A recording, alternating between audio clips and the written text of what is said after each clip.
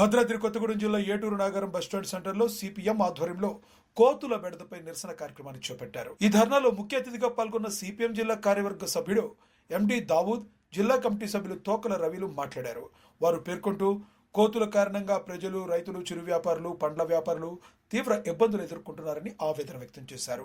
రోడ్లపై ప్రయాణికులపై కోతులు దాడులు చేస్తుండటం, గాయాల పాలవుతుండటం వలన ఆర్థికంగా కూడా బాధపడుతున్నారని వివరించారు. రైతులు వరి, పత్తి, వేరుశెనగ వంటి పంటల్లో భారీ నష్టాలను ఎదుర్కొంటున్నారని తెలిపారు.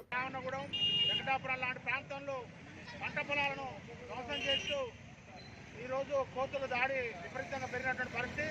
కాబట్టి ఈరోజు సిపిఎం పార్టీ ఆధ్వర్యంలో ఏటున్నారంలో నిరసన జరుపుతూ గ్రామ పంచాయతీ అదేవిధంగా ఫారెస్ట్ అధికారుల సమన్వయంతో కోతులను పట్టుకొని ఫారెస్ట్ వదిలిపెట్టాలని చెప్పేసి డిమాండ్ చేస్తా ఉన్నాం. ఈరోజు చిన్న చిన్న చిరు వ్యాపారులు కానీ అదేవిధంగా పండ్ల దుకాణం ఉన్న వాళ్ళందరూ కూడా ఈరోజు నిమిషానికి కోతుల దాడితోటి భయపడి ఇలా వాళ్ళందరూ కూడా వ్యాపారం చేసుకునే పరిస్థితి లేదు. పిల్లర్ కొట్టు వాళ్ళు ఒక 2 బిస్కెట్ ప్యాకెట్లు అదేవిధంగా డబ్బాలు ఎత్తుకోవడం వల్ల వాళ్ళు దినసరి చేసినటువంటి శ్రమంతా కూడా ఆ రూపంలో కోతులు ఎత్తుకోవడం వల్ల డబ్బాలు ఈరోజు నష్టపోతూ ఉన్నారు. కాబట్టి ఈరోజు కోతుల నివారణ కోసం ఈరోజు సిపిఎం పార్టీగా నిరసన చెప్తాను. వెంటనే ప్రభుత్వం ఈరోజు ఒకనాడు ఏదైతే పల్లె ప్రాంతాల్లో ఏదైతే పెరడు ఉందో వాళ్ళ పెరడులో ఈరోజు కూరగాయలు అదేవిధంగా మొక్కజొన్న తోటలు వేసుకునేటువంటి పరిస్థితి ఉండేది. కానీ ఈరోజున్న పరిస్థితులు కోతుల భయం వల్ల ఈరోజు ఎక్కడ కూడా కూరగాయల చెట్లు వేసే పరిస్థితి లేదు. అవి మొత్తం ఎక్కడున్నా కూడా కూరగాయలు, బెండకాయలు కానీ దొండకాయలు కానీ మొత్తం తీర్చి మొత్తం పడేస్తున్నటువంటి పరిస్థితి. కాబట్టి ఈరోజు అనారోగ్యాలు పాలవడం కారణం కూడా ఈరోజు మనం ఎక్కడైతే కూరగాయల వ్యాపారుల దగ్గర కొంటా ఉన్నామో ఆ కూరగాయల వ్యాపారులు ఈరోజు మందులతో పండిస్తూ ఉన్నారు. అదే కనుక మన పెరట్లో కనుక కూరగాయలు కానీ మొక్కజొన్నలు వేసుకున్నట్టయితే ఎలాంటి రోగాల బారిన పడకుండా, అనారోగ్యాల బారిన పడకుండా ఈరోజు ఆ యొక్క కూరగాయలు తిని ఆరోగ్యంగా ఉండేటువంటి పరిస్థితి. ఆ పరిస్థితి లేకుండా ఈరోజు మొత్తంగా కూడా కొనుగోలు చేయాల్సినటువంటి పరిస్థితి ఉంది. ఇవాళ కూలిపోయే వాళ్ళు కూరగాయలు కొనాలంటే కూడా కొనే పరిస్థితి లేదు.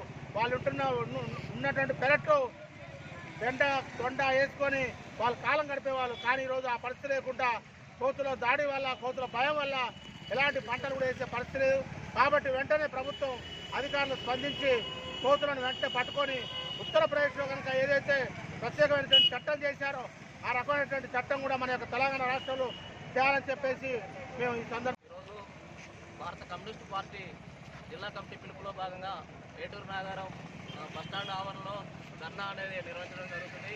ప్రధానంగా ఈ మండల మండలంలోనే తెల్పాక, అదేవిధంగా కొండాయి, అదేవిధంగా చిన్నబెనపల్లి గ్రామాలు సుమారుగా 25-30 వరకు గ్రామాలు ఉంటాయి. ఈ గ్రామాలలోనే కోతులు వచ్చి కోతుల ఇళ్లలోకి పోయి బియ్యం సరుకులు లాంటి, టమాటా లాంటి అనేకమైన ఇబ్బంది పడే పరిస్థితి కనబడుతుంది.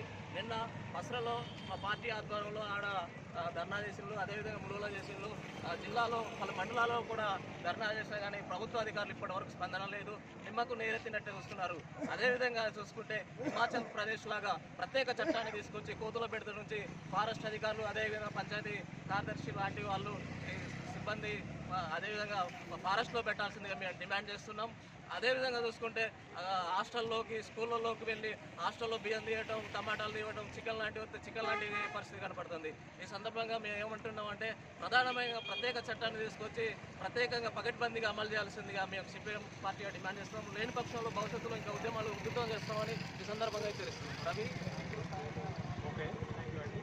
ఇప్పుడు సార్ మీరేమనుకుంటున్నారు? మీరు మీ ధర్నాతో దీని పరిణామంగా ఒకవేళ ప్రత్యేక చట్టం రావచ్చా, లేకపోతే ఎప్పుడు వస్తుంది అనే ఫీలింగ్లో ఉంటారు? అంటే మీకు ఎట్లా అనిపిస్తుంది? మేము గతం నుంచి అనేక సార్లు అధికారులకు తెలియజేసాం.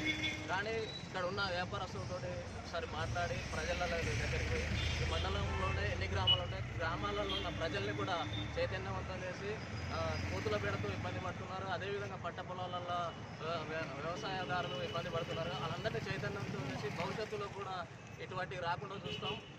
వచ్చినా కానీ ఆ ప్రజల్ని చైతన్యవంతం చేసి భవిష్యత్తులో ఏ రకంగా తీసుకురావాలా, ఉద్యమాల రూపకంగా లేకపోతే అధికార రూపకంగా లేకపోతే మన మంత్రిగా ఇక్కడ సీతక్క గారు ఉన్నారు, ఆ దృష్టికి తీసుకుపోయి కూడా ప్రత్యేక చట్టాన్ని చేసేంత వరకు మా పోరాటాలు అయితే ఆపేయని సందర్భంగా తెలియజేస్తాం.